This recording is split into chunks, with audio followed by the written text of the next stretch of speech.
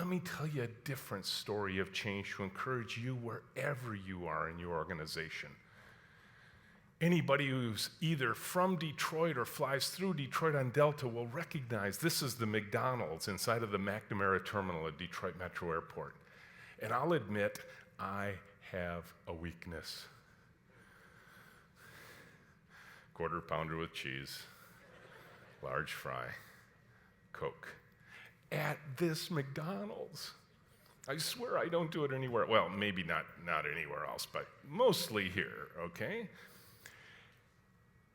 It's a busy restaurant inside of a busy airport. And I would go in there, I would get my food, I would sit down, and there was this guy, and his name was Mike. And Mike was hustling. He's an older guy, had his McDonald's shirt on, and he's just running around the restaurant, hustling from table to table, cleaning up all the little bits and pieces that each of us left behind carelessly as we moved on to our flight. But every time Mike got near me, he leaned in and he said, "How's it going? Have a safe flight. Can I get you anything? Can I get you a napkin?" I'm thinking to myself, who is this guy, right? I said, and then each time I went, he did the same thing. And I thought, man, they are so lucky to have him. And then one day I go and he's off shift. And here's this young kid pulling a sled of garbage out of the back of the McDonald's, probably 17 years old. And he comes by my table and he leans in. He says, "How's it going? Can I get you anything? Can I get you a napkin?" I'm like, what is going on at this McDonald's? I mean, this is one of the most relationless places on the planet, inside of one of the most relationless places on the planet.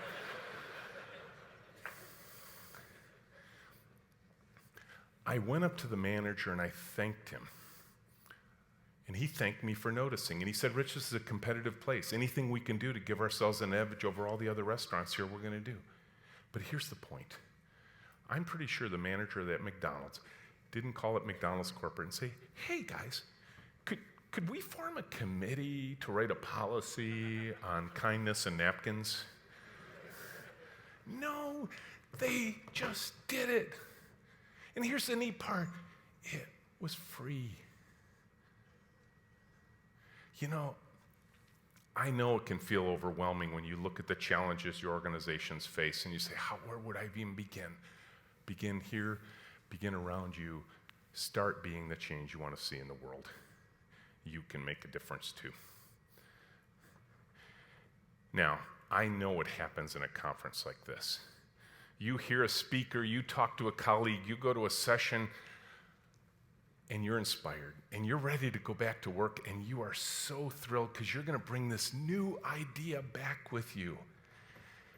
And what happens is you run into the first person at work who wasn't here, and you say, "I have this great new idea. I learned it at the conference." And you know what the response is. "That won't work here. It's against policy.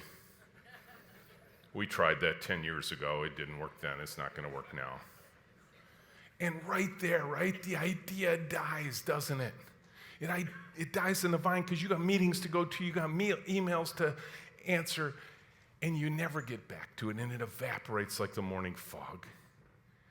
I want to arm you with one simple response when that happens, when you get back.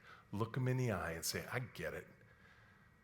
But let's try something before we defeat it. Let's run the experiment."